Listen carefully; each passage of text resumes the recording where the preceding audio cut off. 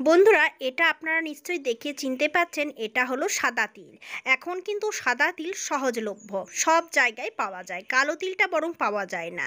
সাদা তিলে রয়েছে প্রচুর পরিমাণে জিঙ্ক, ক্যালসিয়াম ও ফসফরাস, যা হাড়কে মজবুত করে এবং অস্টিওপোরোসিসের সম্ভাবনা কমায়। তিলের এই তেল খুবই উপকারী। তিলের তেল গোড়ালি ফাটা, ঠোঁট ফাটাতে দারুণ কাজ করে। বন্ধুরা, এই সাদা তিল আপনাদের সবথেকে বড় সমস্যার সমাধান করতে পারে। কিভাবে দেখুন, পেট ভালো থাকলেই সব ভালো। পেটকে সুস্থ সবল রাখবার জন্য এমন কিছু খাবার খেতে হয় যাতে করে পেট ভালো থাকে।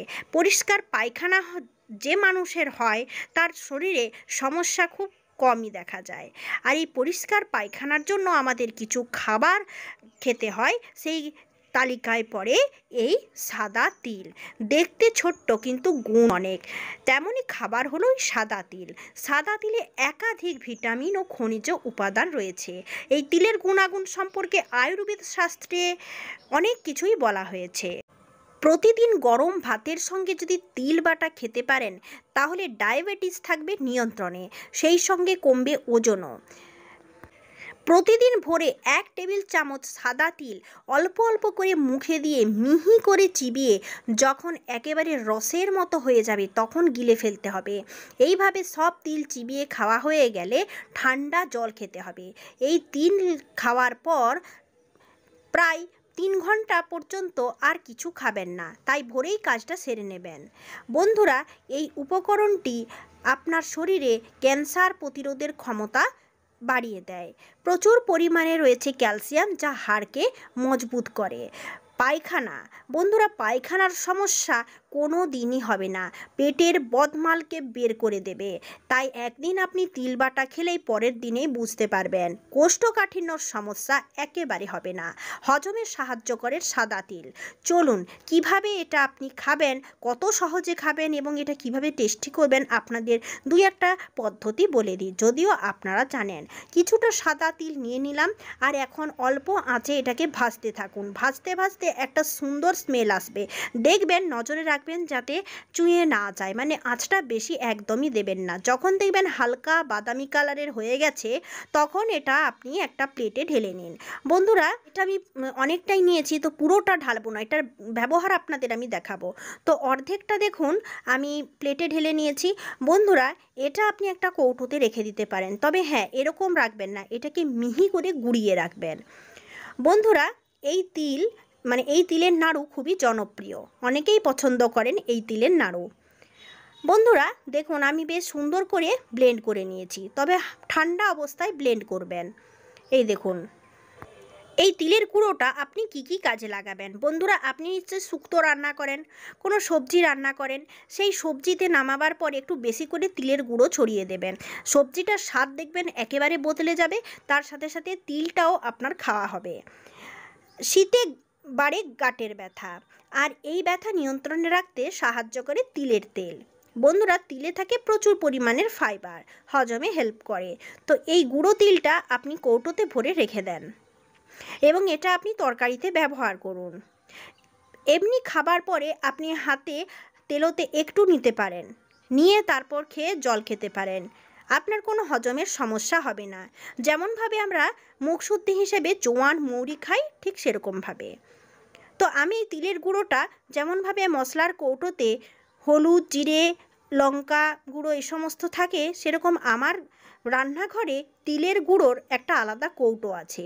এরকমভাবে আমি গুঁড়িয়ে কৌটোতে রেখে দিই। যেহেতু এটা স্বাস্থ্যকর খাবার, তাই প্রত্যেক তরকারি নামাবার পরে দিতে কোনো সমস্যা নেই, স্বাদ চেঞ্জ হয়ে যায়, শরীরের পক্ষেও ভালো।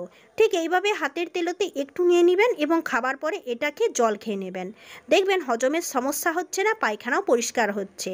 সব সময় খেলে যে এটাকে বেটে কড়াইয়ে নেড়ে ঝামেলা করে খেতে হবে এমন কোনো মানে নেই, এইভাবেও আপনি কিন্তু খেতে পারেন। তার জন্য পরিষ্কার কৌটোতে আমি রেখে দিলাম। বন্ধুরা, এই গুঁড়োটা আপনি আর কিভাবে ব্যবহার করতে পারেন। স্যালাড আমরা প্রত্যেকেই খাই, আর স্যালাড খাওয়া মানে কাঁচা সবজি খাওয়া। কাঁচা সবজি কিছু কাঁচা সবজি আছে যেগুলো খাওয়া আমাদের স্বাস্থ্যের জন্য খুব উপকারী, যেমন টমেটো, গাজর, বিট এই সমস্ত কুচিয়ে যখন আমরা স্যালাড খাই তাতে একটু সরষের তেল, পেঁয়াজ কুচি দিলেই এর স্বাদটা একেবারে চেঞ্জ হয়ে যায়। আর তার সঙ্গে যদি একটু লঙ্কা কুচি দিয়ে দেন। যদিও এখানে আমি পেঁয়াজ টেঁয়াজ কিছুই দিইনি, জাস্ট আপনাদের দেখিয়ে দিচ্ছি। স্যালাডে নিশ্চয়ই টমেটো ব্যবহার করেন, টমেটো, ধনেপাতা এবং তার সঙ্গে একটু তেল, মানে সরিষার তেল এবং সামান্য পরিমাণে মানে স্বাদ অনুযায়ী লবঙ্গ দিয়ে দিলেন। তারপর লাস্টে পরিবেশন করবার আগে এইভাবে একটু তিলের গুঁড়ো ছড়িয়ে দেন।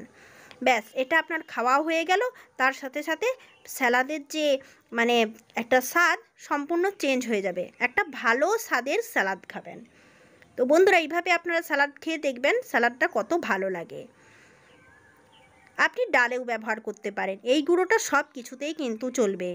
এইভাবে তিলের গুঁড়ো আপনি খেতে থাকুন।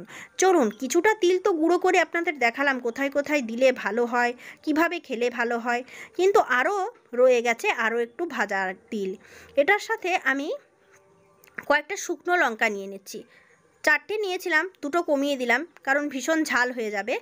এরপর আমি এটাকে আরও কম আঁচে ভেজে নেব যাতে লঙ্কাটাও ভাজা হয়ে যায়। বন্ধুরা, তিলের ভর্তা নাম নিশ্চয়ই শুনেছেন, কিন্তু অনেকেই খুব তোয়াজ করে বানিয়ে থাকেন, পেঁয়াজ কুচি, রসুন কুচি এইসব দিয়ে বানিয়ে থাকেন। আমি কিন্তু একটু মানে কম খাটুনি দিয়েই আপনাদের দেখাচ্ছি। আমি পেঁয়াজ কুচি খাই না, যার কারণে পেঁয়াজ রসুন আমি দিলাম না। বন্ধুরা, এইভাবে আমি এখানে অর্ধেকটা যে তিল রেখেছিলাম সেই তিলটা এরপরে গুঁড়ো করব, কিন্তু এরকম শুকনো নয়, এর সাথে আমি কিছুটা জল দিয়ে দেব। তো 2টো শুকনো লঙ্কা দিলেই হয়ে যাবে। আর একটু বেশি যারা ঝাল খান তারা একটু বেশি ঝাল দেবেন। এরপর এতে পরিমাণ মতো আমি জল দিয়ে দেব। এই দেখুন, এটা আমি ঢেকে দিলাম। আর এখন এটা আমি বেটে নিয়েছি, আপনাদের আমি দেখাচ্ছি এটা কিভাবে আপনারা খাবার আগে রেডি করবেন। বন্ধুরা, এটা তো বাটা হয়ে গেছে, এই দেখুন। এরপর পেঁয়াজ কুচি, রসুন কুচি, তিল সব কিছু দিয়ে ভালোভাবে বেটে নিন আর খাবার আগে জাস্ট এইভাবে রেডি করুন।